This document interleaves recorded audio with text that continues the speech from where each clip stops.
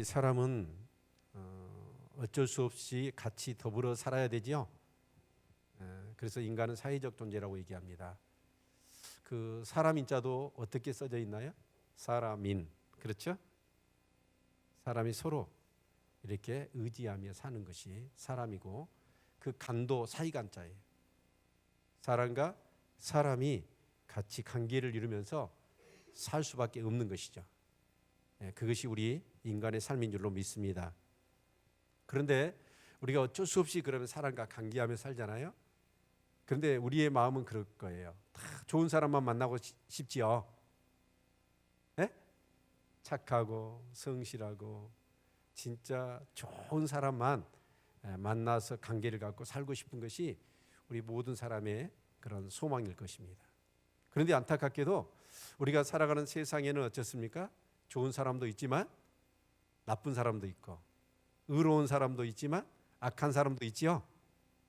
거짓말쟁이도 있고 사기꾼도 있고 자기 중심적인 사람도 있단 말이에요. 그런 사람을 피하고 싶은 것이 보통 우리 모두의 마음일 것입니다. 그런데 우리가 그러지를 못해요. 불가피하게 어쩔 수 없이 그런 사람들과 더불어 한 공동체를 이루고 또 한 가정을 이루고 또 한 사회를 이루면서 우리가 살아가야 하는 것이죠. 그러나 또 한편으로는 보면 어떤 특정한 사람만이 의인이고 좋은 사람이고 여러분 선한 사람이 아니에요. 나도 어느 순간에 그 악한 사람이 되어서 다른 사람에게 거짓말도 하고 피해를 주기도 하고 다른 사람에게 고난과 어려움을 주기도 하는 것이 우리의 사람의 모습인 것 같아요. 여러분 한번 생각해 보시죠. 여러분 주위에는 친구가 많으세요? 원수가 많으세요?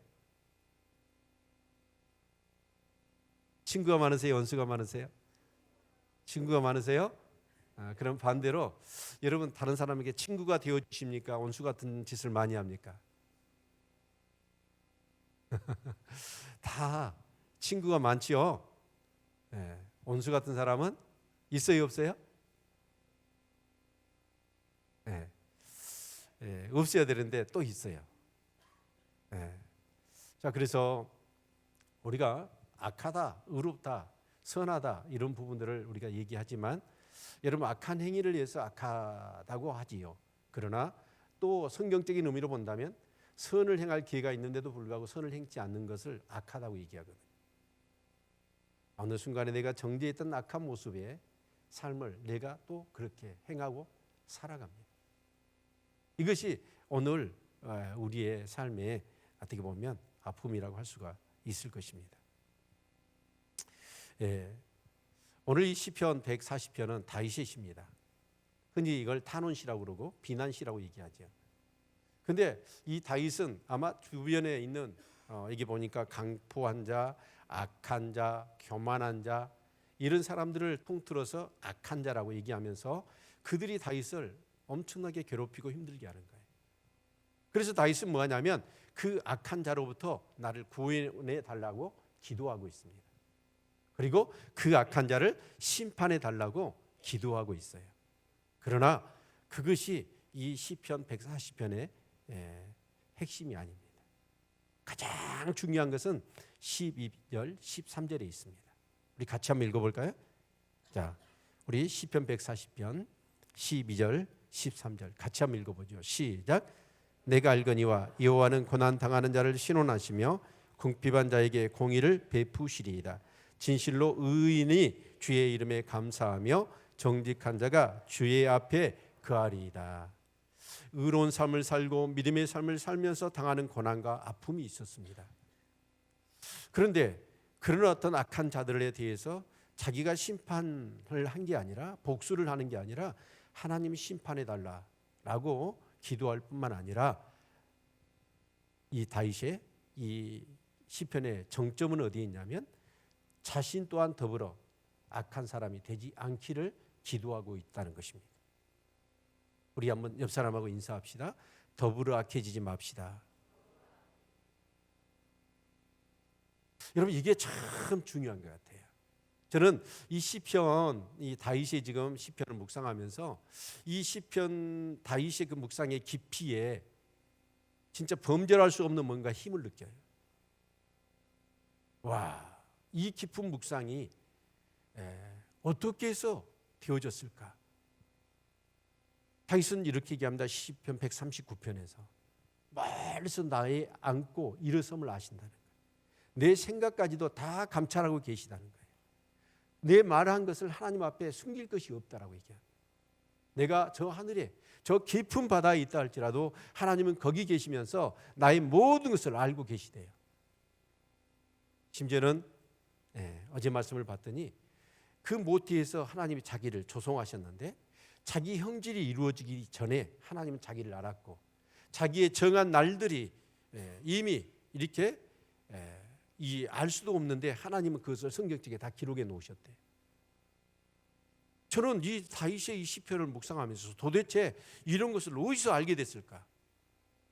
참고서가 있는 것도 아니고 뭐 누가 가르쳐 준 것도 아니고 그 비결은 어디에 있냐면 하나님 앞에 기도하는 거예요.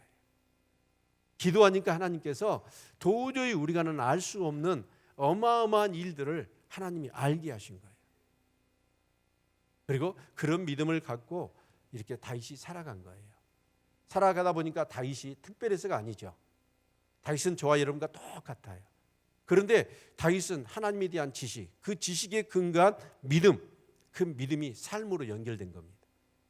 그래서 다윗은 다윗이 되어줄 수 있다라고 결론을 내릴 수가 있습니다. 아멘. 네. 특별히 오늘 여기 본문의 말씀을 보면 강포한 자에게서 나를 보존하고 악인에게서 나를 건져달라라고 기도하고 있지요. 여러분 악인이나 강포한 자는 어떤 뜻이냐면 법과 권력을 가지고 약한 사람을 괴롭히고 약탈하는 사람이 강포한 자이죠. 그래서 여러분 다윗도 그렇습니다. 이렇게 힘들고 연약하고 부족할 때는 전적으로 하나님만 의지하고 살았습니다. 그런데 다윗이 통일왕국에 이제 왕이 되고 절대 부와 절대 권력을 갖추게 되니까 다윗이 어쩌습니까? 태만해지기도 했고 그러다 보니까 강포한 자가 되어버렸어요. 그래서 그 밧세바를 범하지 않습니까? 그렇죠. 자기가 연약할 때는 그런 죄나 그런 강포한 악한 행위를 하지 않았습니다. 오직 하나님만 의지했지요. 그런데 자기에게 힘이 생기다 보니까 그 힘을 가지고 이제 하나님보다도 힘을 의지한 거지. 그러면서 이 다윗이 악한 행위를 했던 것이죠. 여러분 그래서 우리는 그렇습니다. 뭔가 힘을 가지고 있거나 권력을 가지고 있을 때 더 조심해야 됩니다. 아멘. 그래서 정말 내 자신을 늘 돌아보고 하나님이 왜 권력을 이런 물질을 나에게 주셨는가 생각하면서 그걸 가지고 여러분 죄를 짓거나 강포하거나 악한 자의 삶을 살지 아니하고 진짜 하나님께 영광 돌리는 그런 삶을 살아야 할 줄로 믿습니다. 특별히 오늘 본문에서 악을 행하는 사람의 특징을 몇 가지로 같이 나누어 보고 싶어요.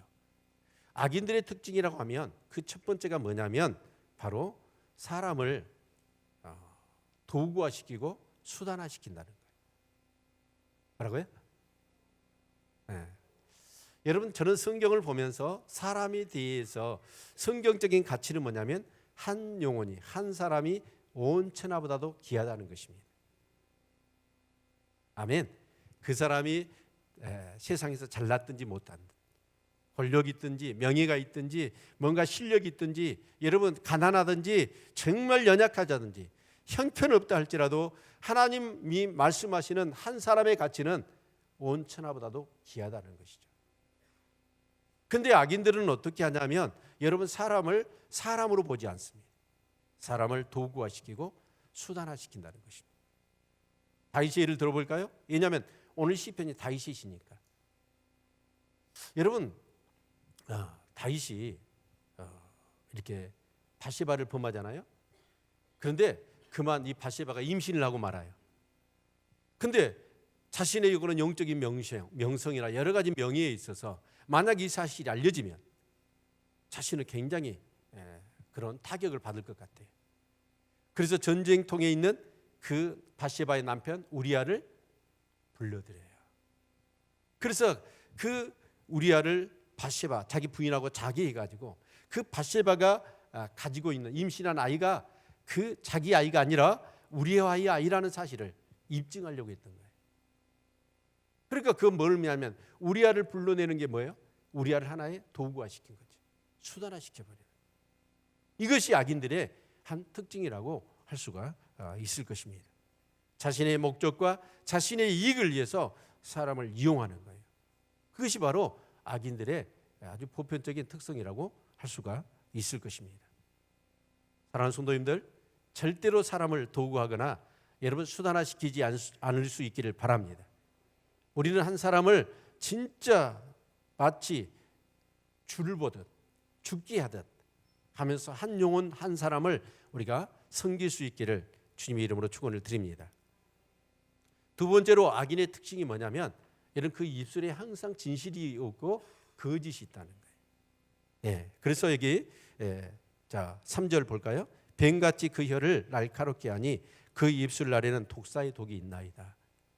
여러분 뱀 보셨죠? 뱀의 혀는 어떻게 되어 있던가요? 두 개로 갈라져 있어요. 그렇죠? 예. 뱀은 이렇게 눈이 나쁘대요. 그래가지고 혀를 날름날름하면서 그 혀로 어째 열을 추적하는 거예요. 그리고 그 열을 추적해서 그 뇌에다 보내는 거죠. 그 신호를. 그래서 사물을 이렇게 분별을 한다고 그래요. 그런데 여러분 이 뱀의 혀는 뭐냐면 두 가루로 갈라져 있어요. 그래서 항상 말이 여러분 진실과 거짓을 담고 살아요. 그래서 여러분 처음에 인류 하하가 여러분 그 사단의 유혹에 넘어가지 않습니까? 여러분 이 선악과를 알게 하는 열매를 절대로 먹어서는 안 되고 먹으면 정령 죽으리라고 그랬어요. 그런데 이 뱀이 여러분 사단이 뱀으로 하해가지고 이 하하에게 다가와서 유혹을 하는 거예요. 하나님의 진실된 말을 거짓으로 하고 그 하하의 마음을 분열시키는 거예요. 항상 그렇습니다. 여러분 악인들의 특징이 뭐냐면 그 입술이 진실하지 못해요. 항상 거짓이 있다는 거예요. 네. 여러분 우리가 이제 사람들이 모이잖아요. 모일 때 대부분 어떤 얘기 하세요? 네, 사람 얘기를 많이 해요. 근데 사람 얘기를 하는 것까지는 좋아요. 좋은데 그 사람에 대해서 칭찬을 많이 하세요? 폄하를 많이 하세요? 네?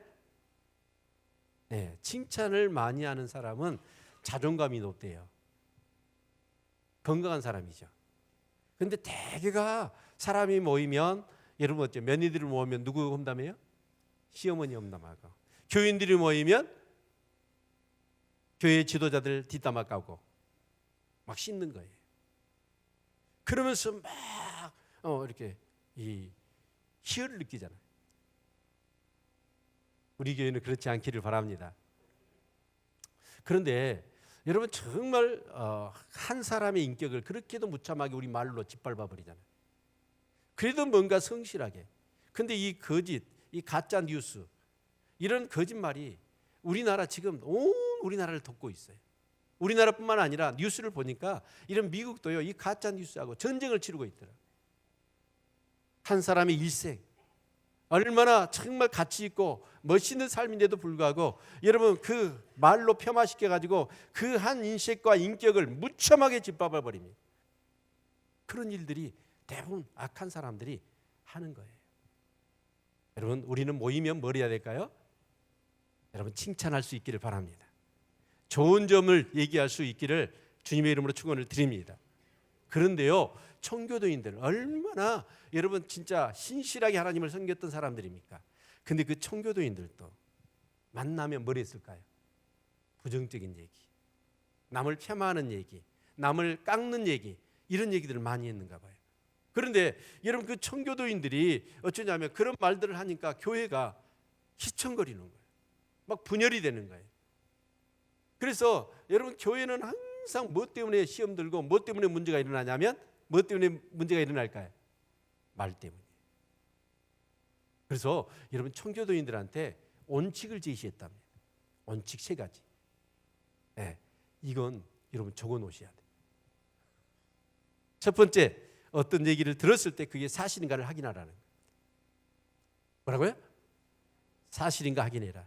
두 번째가 뭐냐면 그 당사자한테 가서 반드시 확인하라는 거예요. 그리고 세 번째가 뭐냐면 이 얘기가 하나님께 영광이 되고 교회와 교인들에게 유익하냐. 그것을 정확하게 살피라는 거예요. 그래서 거기에 있어서 분명하다면 얘기할 수 있지만 그렇지 않으면 여러분 얘기를 해서는 안 된다는 거예요. 그래서 여러분 교회의 리더들은 어떤 역할을 해야 될까요? 이런 얘기들이 들렸을 때 여러분 그 얘기를 사실로 분명하게 여러분 뭔가 입증을 해야 되고, 그렇지 않다고 한다면 그런 얘기가 더 이상 교회 안에 교인들 가운데 나누어지지 않도록 그걸 멈추게 하고 차단시키는 것이 리더가 해야 될 일입니다. 그런데 정말 함량이 부족한 리더들은 어떠냐? 같이 덩달아서 막 말을 섞으면서 그 얘기들을 이렇게 나누게 되어지는 거예요. 그러면 어떻게 됩니까? 교회가 어려워지는 것이죠. 여러분 교회뿐만이 아니에요. 가정도 그래요. 대부분 말 때문에 여러분 시험에 들고 상처를 받는 것이죠. 네. 여러분 그래서 저와 여러분은 그렇습니다. 어떻게 하든지 우리가 진실한 말만 할 수 있기를 바랍니다. 칭찬과 격려와 위로의 말만을 할 수 있는 우리 성도님들 되시기를 주의 이름으로 축원을 드립니다. 아멘. 자, 그런데요, 이 시편에 있어서 굉장히 제가 은혜가 되는 건 뭐였냐면 1차적으로는 뭐냐면 그 악으로부터, 악인으로부터 자기를 보호해 주시고 지켜주시라는 거예요. 두 번째는 뭐냐면 그 악한 자들을 심판해 달라는 거예요. 여기까지만 있다면 사실은 이런 시편들은 성경에 기록할 필요가 없다고 봐요. 저는 고등학교 시절에 이렇게 간혹 저희 매형이 극장일을 가자고 그러더라고요. 예. 근데 극장에 3류극장은 개봉관을 하잖아요. 아니 그 1류극장. 근데 3류극장에 가면 뭐 하죠? 꼭 영화를 2개씩 해줬어. 그래서 그 영화에 가면 대부분 중국 영화가 대부분이었습니다. 중국 영화. 그 스토리 얘기하면 여러분 그러실걸요? 어떤 집이 아주 무장기한들 막 이렇게 복면 쓴 사람들이 막 불을 지르고 막 사람들을 죽이고 부모를 죽이는 거예요. 근데 그 집에 진짜 갓난 아기가 있어. 근데 그 갓난 아기를 유모가 데리고 막 도망을 가. 그래서 어디다 맡기냐면 소림사에다 맡깁니다. 그러면 이 아이는 뭐냐면 소림사에서 막 무술을 연마를 해. 그래가지고 이제 그 스승이 더 이상 가르칠 것이 없으면 이제 하산해라 그러는 거예요. 하산하라 가면서 무슨 얘기를 하냐면 네 집안 내력이 이렇게 됐다. 너희 부모가 이렇게 해서 무참하게 네 가문이 이렇게 누구누구에 의해서 이렇게 됐다. 그러면 이제 그 무술을 연마한 그 사람은 어떻게 하죠? 그 복수하러 가는 거예요. 복수를 할 때 어떻게 하는가요? 네, 무참하게 복수를 합니다. 이제 그러면서 그 뭔가 그 쾌감을 이렇게 이 관람객들한테 주는 것. 이것이 대부분 중국 영화의 대부분 스토리예요. 만약에 이 시편이 악한 자들이, 그 강포한 자들이 나를 괴롭게 합니다. 그 악으로부터 나를 지켜주시고 악한 자들로부터, 그리고 그 악한 자들을 심판해 주십시오 라고 했다면 여러분 이게 하나님을 들어서 하는 것뿐이지 여러분 뭐가 다릅니까?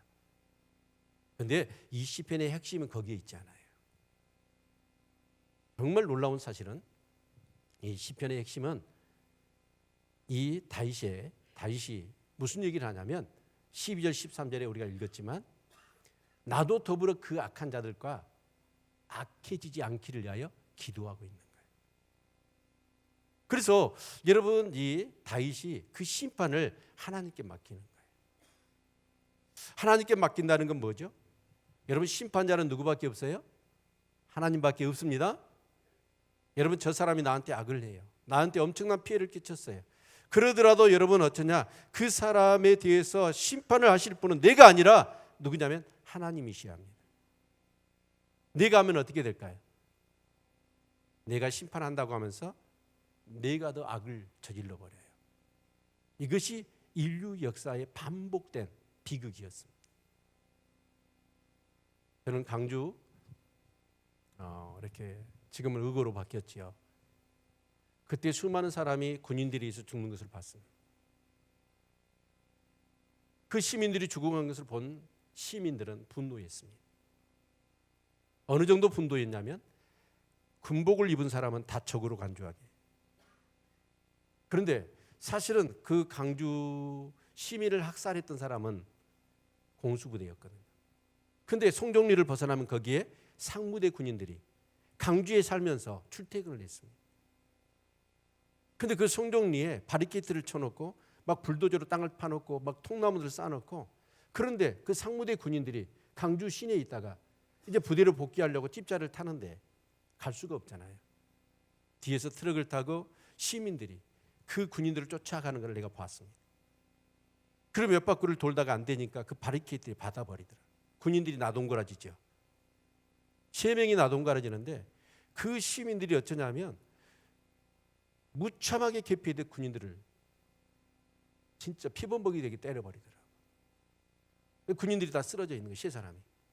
트럭에다가 진짜 짐 실어다가 집어 던져버리더라고요. 심판하고 복수한다는 미명하에 오히려 악을 저지르는 경황들이 얼마나 이 사회에 곳곳이 많이 있는지 몰라요. 다윗은 자신을 알았던 거예요. 그 자기에게 악한 짓을 하고 강포하며 자기를 죽이려고 했던 그 사람들에 대해서 내가 심판자가 되고 내가 악을 행할 그 심판을 정죄하고 판단을 했을 때, 심판을 갚았을 때 자기가 악해질 것을 알았어요. 그래서 다윗은 뭘 하죠? 하나님 심판해달라고 기도하고 있는 거예요. 여러분, 우리가 레위기나 이렇게 민수기의 말씀을 보면 동해보복법이라는 그런 율법이 있습니다. 동해보복법이 뭐냐면 저 사람이 내 눈을 상하게 했어요. 그러면 어떻게 해야 될까요? 그 사람의 눈만 상하게 하라는 거예요. 저 사람이 내 손을 다치게 했어. 그러면 그 보상을 어떻게 하라는 거예요? 손만 그 사람을 상하게 하라는 거예요. 왜 이 법이 만들어졌을까요? 사람은 악해요. 내가 피해를 당하면 몇 배로 갚아주고 싶은 것이 우리 인간의 마음이에요. 그래서 그렇게 하지 못하도록 하기 위해서 하나님이 그 법을 정한 거예요. 아멘. 네. 여러분, 사람은 그렇습니다. 정말 그 악한 공격을 받고 그 억울한 일을 당하게 되면 사람들의 마음 가운데 의가 사라지고 악한 마음이 드는 거예요. 아무리 심판을 하고 그 사람을 정지하고 그렇게 보복을 하려고 하지만 사람들은 어쩌냐면 그 악을 악으로 갚으려고 해요. 그래서 어떻게 되냐면 자신이 더 악해져 버리는 거예요. 대부분 헐리우드 영화가 그러죠. 네? 엄청난 억울한 일을 당했어요.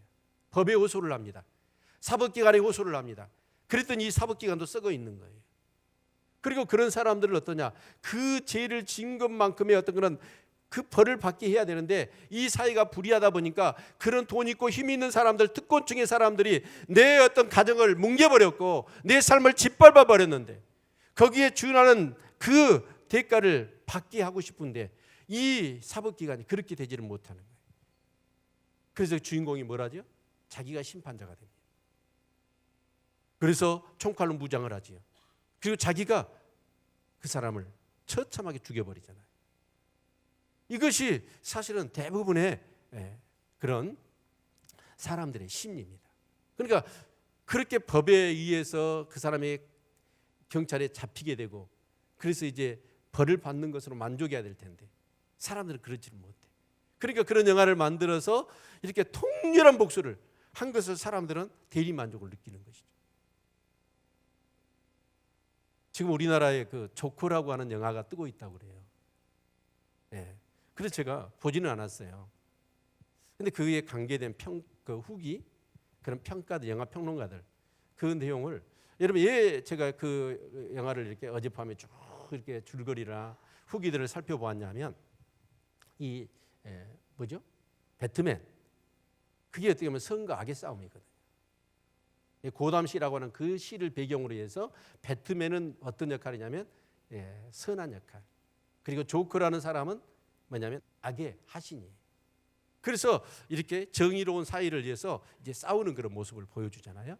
자, 그런데 그 다크 나이트인가 2편이죠. 근데 그 내용을 보면 이제 이 조커가 잡혔어요. 악당이죠. 조커가 잡혔는데 이 조커를 감옥에 가둡니다. 감옥에 가뒀는데 이 조커가 워낙 이 악한 자이기 때문에 그냥 감옥에 가두면 안 되니까 그 경찰관 형사 한 명을 그 문을 지키게 한 거예요. 또 감옥에서 어떤 짓을 할지 모르니까. 근데 그 조코가 감옥에서 그 경찰관한테 뭔 얘기를 하냐면 자기가 악한 행위를 했던 걸 막 자랑하는 거예요. 근데 이 경찰관이 들으니까 저렇게도 악한 짓을 했을까? 속에서 막 화가 나는 거예요. 그래서 경찰관이 그 조코가 막 악한 것을, 자기가 악행을 막 자랑하다 하니까 저런 인간 말종 이런 생각이 들면서 그 형사가 문을 따고 들어가가지고 그 조코를 개패듯이 패는 거예요. 자기가 뭘 하겠다는 거야? 그 악한 것. 그러니까 여러분, 이 악은 뭘 하냐면 우리의 선을 소멸시켜버려요. 그리고 우리도 악하게 만들어버리는, 그게 악의 정체지요. 다윗은요 그걸 너무나 잘 알았던 것 같아요. 그래서 이 다윗은 악인들로부터 자기를 보호해주고 건져주라. 그리고 그 악한 자를 심판해달라. 내가 아니라 내가 심판하면 내가 더불어 악을 행할 수밖에 없으니. 그러면서 마지막에 진짜 내 안에 악행이 있고 악한 것이 있는가, 자신을 성찰하면서 더불어 악한 자가 되지 않기를 위하여 기도하고 있는 것을 우리가 보아야 합니다. 여러분, 악은요 악으로 갚을 수가 없는 거예요. 우리 성경 한 구절을 보기를 원합니다. 우리 로마서 12장 21절 같이 한번 읽겠습니다. 로마서 12장 21절 같이 보죠.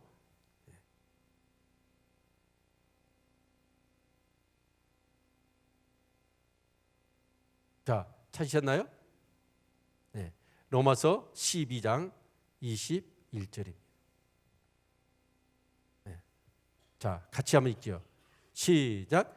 악에게 지지 말고 손으로 악을 이기라. 아멘.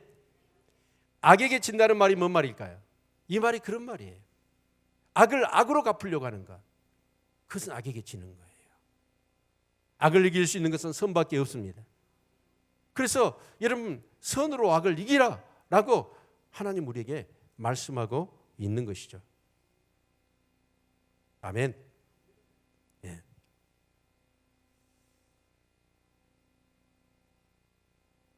사실 이 시편의 이 내용을 이렇게 보면, 이 시편이라는 것은 하나님께 이 하나님의 백성들이 하나님 말씀대로 살다가 경험하는 애한들, 아픔들, 고난들, 그런 것을 하나님 앞에 기도하고 노래하는 거예요. 여러분, 모세오경은 하나님께서 하나님의 백성들에게 주신 율법이라고 한다면, 역사서는 그 하나님의 백성들이 그 율법을 받아서 삶을 살아가면서 그 살아가는 이야기가 역사서입니다. 그러면 시편은 뭐냐면 하나님이 주신 율법으로 이 역사 속에서 살아가는 사람들이 정말 그 믿음의 삶을, 의의 삶을 살다 보면 고난도 받고 억울한 일도 당하고 핍박도 당하고 아픔도 당하는 거예요. 그런 애환과 그런 아픔들을 이렇게 기도하고 노래로 지어서 부르는 것이 시편이라고 할 수가 있을 겁니다.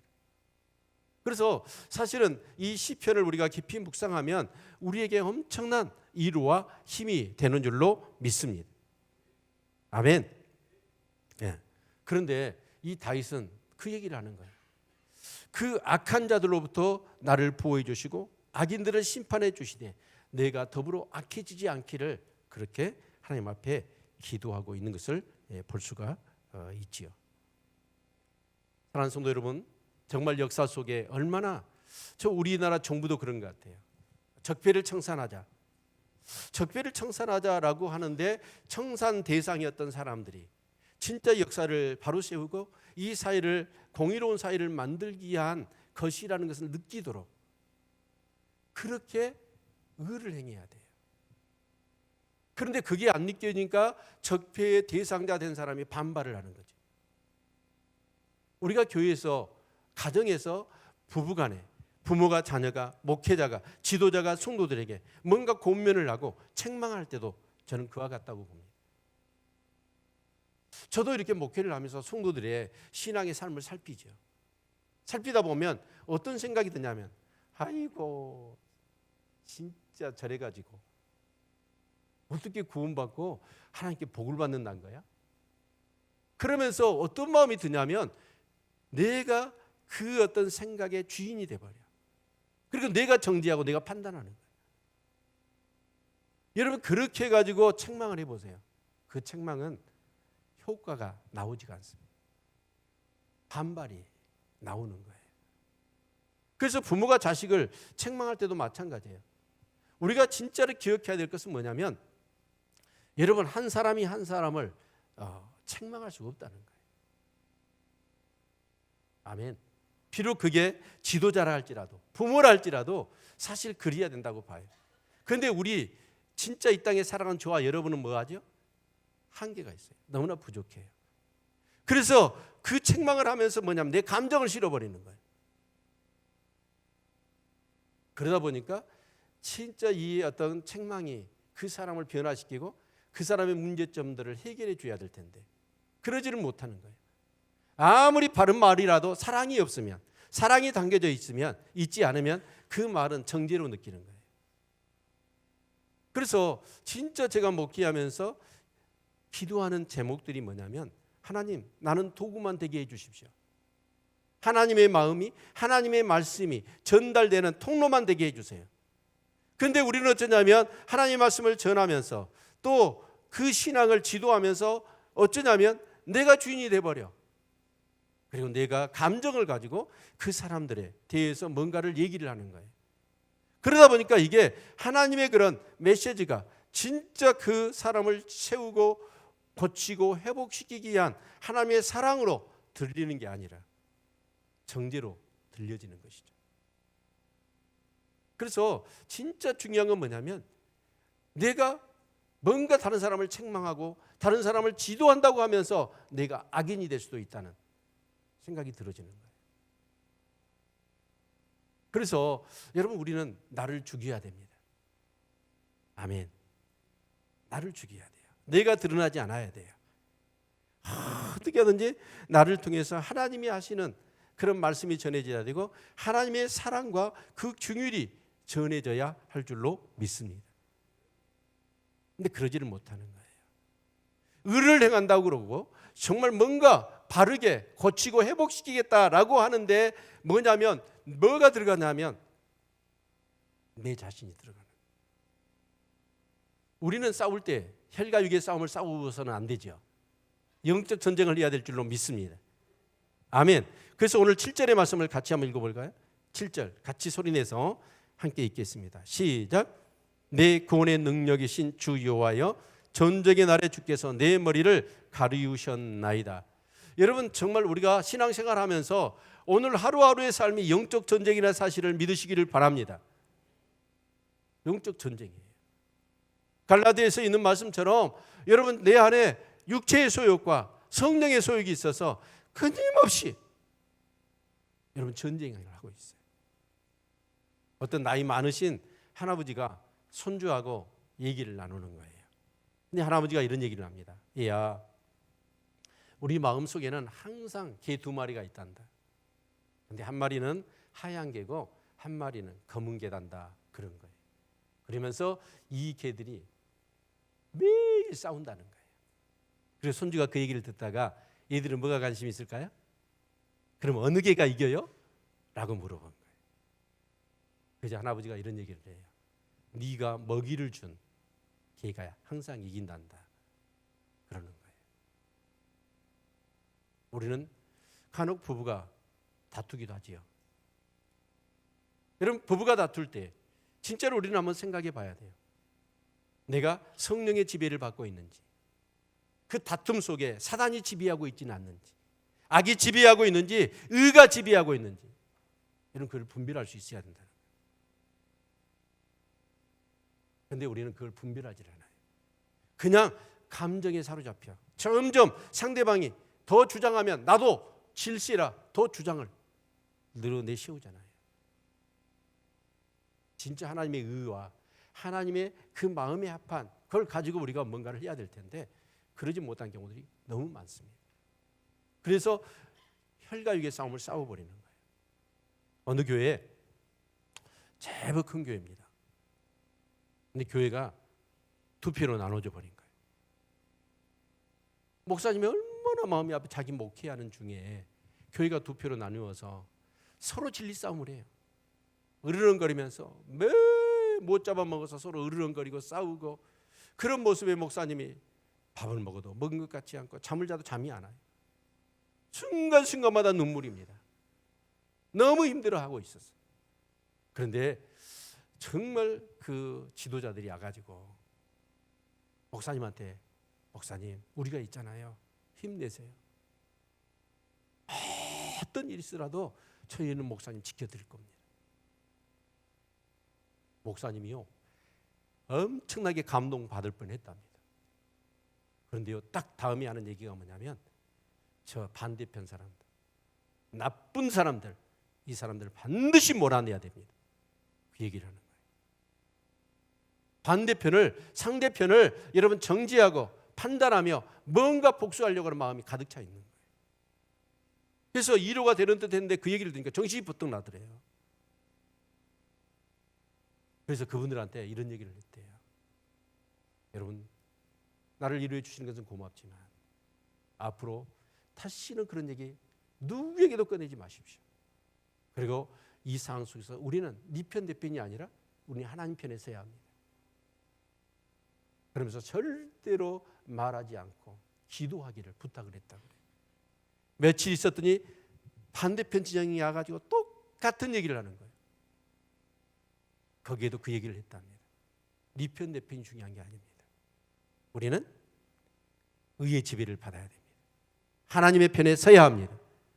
그리고 얘기를 했다는 거예요. 그랬더니 얼마 몇 달 지나서 교회가 하이가 되는 거예요. 아멘. 우리는 그렇습니다. 진짜 어떤 문제가 일어나잖아요. 그럼 내 편, 네 편. 근데 그게 중요하지 않아요. 하나님의 편에 서야 합니다. 부부싸움을 할 때도 진짜 우리가 한번 생각해 보십시오.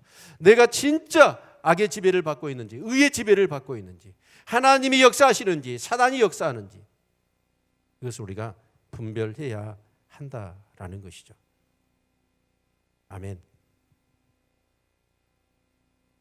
여러분, 오늘 이 시편 140편은 다윗이시죠. 정말 이 다윗의 그 묵상의 깊이는 참으로 놀랍습니다. 도대체 이런 묵상이, 이런 하나님에 대한 지식이 어디서 나왔을까? 자신의 형질이 이루어지기 전에 하나님이 아셨고, 자신의 날이 정해지기도 전에 하나님이 다 알고 성경에 기록해 주셨다는 거예요. 멀리서도 나의 모든 것을 알고 계시다는 거예요.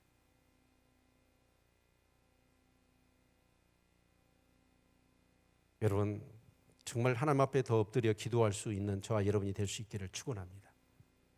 그리고 그 하나님께서 가르쳐 주신, 여러분 설교를 듣거나 여러분 책을 통해서 얻는 그런 하나님의 지식이 아니라 그것을 근거로 여러분이 하나님 앞에 엎드려 기도해야 된다는 거예요. 기도할 때 하나님께서는 우리에게 계시를 주시는 거예요. 그리고 그 계시가 우리의 믿음이 되고 우리의 삶의 능력이 되는 줄로 믿습니다. 아멘. 우리 시편 110편 볼까요?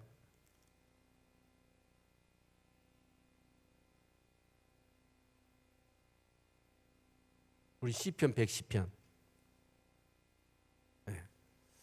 전에 인용을 많이 했던 기억이 납니다. 시편 110편은 메시아시죠. 다윗이십니다. 그러니까 여러분, 이 메시아시라는 건 뭐죠? 일단 한번 읽어보죠. 1절 같이 한번 읽습니다. 시작. 여호와께서 내 주에게 말씀하시기를 내가 내 원수로 내 발등상 되게 하기까지 너는 내 우편에 앉으라 하셨도다. 여러분, 메시아가 누구에게, 누구 후손에서 태어나죠? 다윗의 후손입니다. 그러면 이 다윗이 여러분 천년, BC 1000년경의 사람이에요. 근데 예수님은 BC 0년, AD 0년 그때 태어나시잖아요.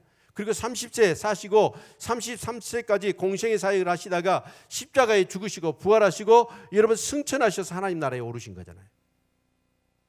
근데 다윗은요, 자기 후에 1000년 이후에 일어날 일, 그것도 이 땅이 아니라 저 하나님 나라에 일어날 일을 다윗은 보고 찬양하고 있는 거예요. 이게 다윗의 묵상의 그런 깊이라고 할 수 있습니다. 사랑하는 성도 여러분, 말씀 붙들고 더욱 기도할 수 있기를 축원합니다.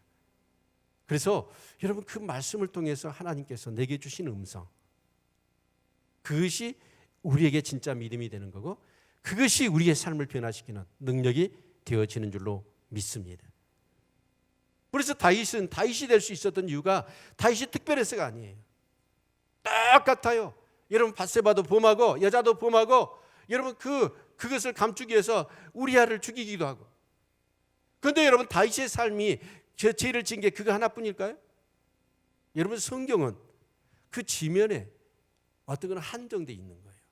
그래서 여러분 다윗은 이것뿐만 아니라 수많은 죄를 졌을 거예요. 그런데 그 한 가지를 기록한 것뿐이죠. 아멘. 여러분 그럼에도 불구하고 다윗이 그렇게 위대한 삶을 살 수 있었던 비결이 뭘까요? 하나님을 깊이 묵상하며 하나님께서 친히 주시는 하나님의 말씀을 붙들었기 때문인 줄로 믿습니다. 아멘. 거기서 우리 사랑하는 성도들의 삶이 나와야 되고 거기에 진짜 그런 복음의 능력들이 우리의 삶 가운데 나오는 거예요. 아멘. 오늘 시편 140편도 마찬가지예요. 우리는 정말 그렇습니다. 나를 괴롭게 하고 힘들게 하는 악인들, 강포한 자들이 있으면 하나님 정말 그들로부터 나를 보호해 주시고 나를 좀 건져 주시고 그놈들을 완전히 좀 심판 좀 해주세요. 이걸로 끝날 거예요. 근데 다윗은 깊이 묵상해 보니까 그 심판을 내가 하면 내가 더불어 악한 자가 될 것 같아. 아니 그들보다 더 악한 자가 될 것 같아. 그래서 그 심판을 하나님께 맡기고 자신도 더불어 악한 자가 되지 않기를 위하여 기도하고 있는 것입니다. 내 주위에 해코지 않은 사람들, 나를 모함하는 사람들, 나를 힘들게 하는 사람들, 그들에 대해서 우리는 어떻게 행동합니까? 그들을 정죄하고 그 복수를 하려고 하는 차에 오히려 여러분 더 악한 자가 되어지는 경우들이 얼마나 우리에게 많이 있습니까? 다윗은요, 이것이 그냥 한순간에 그런 어떤 감동이 일어나서 하는 고백이 아니에요. 다윗은 이 고백이 자기의 삶의 법이 되고 원칙이 됐다는 거예요. 아멘. 그 예를 우리는 성경에서 찾아볼 수 있습니다. BC 1070, 1080, 10년 동안 사울이 다윗을 죽이려고 혈안이 되어 있었습니다. 사무엘 선지자를 통해서 왕이 되기 위하여 다윗이 기름 부음 받았다는 이 사실을 사울이 알고 나부터 사울은 마음이 편치가 않았습니다. 그리고 그때부터 이 다윗을 죽이려고 자기의 모든 역량을 정적인 다윗을 죽이기 위해서 혈안이 되어집니다. 다윗은 그때부터 도망자, 신세가 될 수밖에 없었습니다. 여러분 그 광야와 사막에 도망다니는 그 입장이 얼마나 힘들었겠습니까? 혼자 먹고 살기도 힘든데 같이 한 사람들과 더불어 같이 이 도피 생활을 해야 되는 그 10년의 세월은 너무너무 고통스러웠을 거예요. 그런데 어느 날 그 다윗 일행이 숨어있는 그 동굴 속으로 이 사울이 들어와요. 잠을 자기 위해서 밖에 보초를 세우고. 그러면 여러분 다윗이 사울을 죽일 수 있어요. 그리고 아마 성경에는 안 나와 있지만 요압이나 그 얼마나 여러분 진짜로 이렇게 힘을 가지고 있는 장수들이 많았습니까? 그런데 그들이 그랬을 거예요. 명령만 내리십시오. 이건 하나님이 주신 기회입니다. 사울을 이 원수를 제압할 수 있는 기회를 하나님이 주신 겁니다. 명령만 하시면 사울의 목을 베겠습니다. 그런데 다윗은 어떻게 하죠? 그 원수를 자기가 갚지 않습니다. 잠자고 있는 사울 옷자락을 뺍니다. 아마 증거를 삼으려고 했던 것 같아요. 그리고 날이 밝자 저 멀리서 다윗이 사울이야 사울을 불러요. 왜 당신이 나를 죽이려고 이렇게 하십니까? 내가 무슨 죄를 지었습니까? 그러면서 어젯밤에 내가 당신을 죽일 수 있었습니다 라고 하면서 그 사울의 벤 옷자락을 보이는 거예요. 그러나 하나님의 기름 부은 종이기 때문에 나는 하나님을 두려워하여 죽일 수 없었습니다. 그랬더니 사울이 울어요. 다윗아, 다윗아, 내가 왜 이러는지 모르겠다. 내가 다시는 약속하마 너를 죽이지 않겠다. 이 짓을 하지 않겠다 라고 약속을 해요. 근데요, 그 말이 말뿐이에요. 그렇게 어떻게 보면 다윗으로부터 은혜를 입었으면서도 사울은 다시 혈안이 되어져 버립니다. 그리고 이 사울은 다윗을 죽이려고 또 정군을 풀어가지고 그냥 이잡듯이 광야를 뒤지는 거예요. 그런데 잡히지가 않습니다. 그런데 두 번째로 이 다윗이 사울을 죽일 수 있는 기회가 또 한 번 오게 됩니다. 역시도 동굴이죠. 그 많은 동굴 속에 설마 생각을 했던 것 같아요. 그래서 사울이 뒤가 마려웠어요. 그래서 용변을 보려고 이 굴 속에 들어간 거예요. 그런데 다윗이 어쨌을까요? 아니, 내가 그렇게 은혜를 베풀었는데 또 나를 죽이려고 군사를 풀어 혈안이 되어 나를 이렇게 괴롭게? 저 같으면 그랬을 거예요. 저는 목을 따가라, 목을 베라고 했을 거예요. 근데 다윗은 그 원수를 자기가 갚지 않습니다. 하나님께 맡기는 거예요. 다윗은 악으로 갚지 않았단 말이에요. 그 악을 선으로 갚은 거예요. 아멘. 누가 이겼을까요? 다윗이 이겼습니다. 그 이긴 결과는 너무너무 컸습니다. 하나님이 사울을 죽이셨고 사울을 피하시고 다윗을 왕으로 세우신 줄로 믿습니다. 그러면서 같이 따랐던 여러분 이 사람들이 다윗의 이 영성을 본 거예요. 나 같으면 저 사울의 목을 따야 되는데 하나님을 두려워하고 하나님의 기름 부은 종이라는 사실을 생각해서 죽이지를 않는 거예요. 와, 다윗의 영성. 거기에 사람들이 감동을 받아버리는 거예요.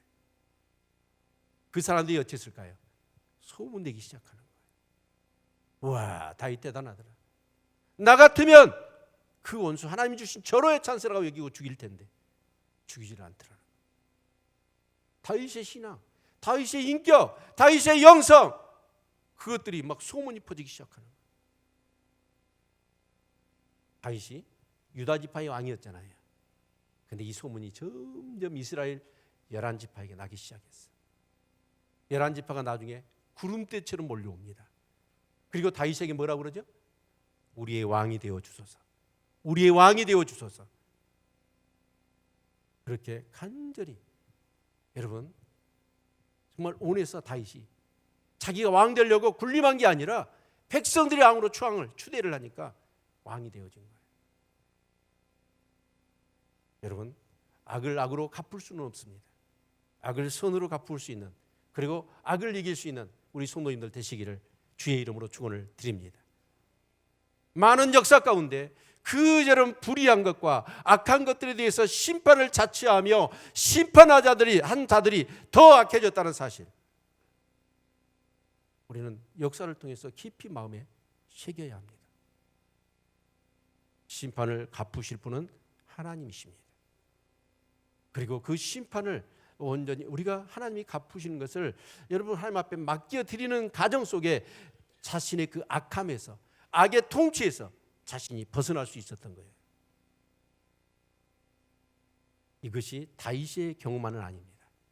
우리의 삶의 자잘한 관계 속에서 일어나는 수 없는 그런 다툼과 갈등과 여러 가지 문제들, 그 문제가 다 적용되는 너무나 귀한 은혜의 말씀이라고 생각이 되어집니다. 심판은 하나님께 맡깁시다.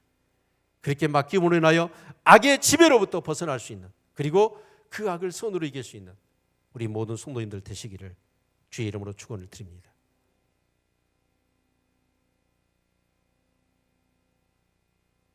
어제 우리 아이들이 조커 보자고 그랬는데 못 봤습니다.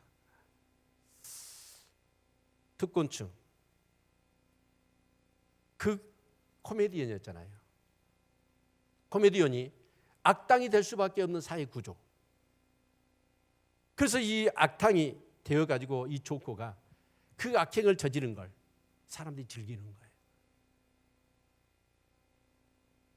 대리만족을 느끼는 것이죠. 그 어마어마한 살해 장면이 있대요. 포화갈 정도로 그것을 즐기는 거예요. 왜요? 우리 마음속에 도사리고 있는 그런 어떤 심판, 교복하려고 하는 그 마음들이 우리 사람들의 마음에 도사리고 있는 거예요. 여러분, 그것을 내려놔야 합니다. 하나님께 맡겨야 합니다. 심판자는 하나님이십니다. 그 하나님께 맡길 때 악의 지배로부터 우리는 벗어나고 의의 그런 지배받는 삶이 되어질 줄로 믿습니다. 더불어 악해지지 않기를 원하는 이 다윗의 이 신앙 고백, 그 기도가 시편 140편에 주는 너무나 귀한 교훈이라고 생각이 되어집니다.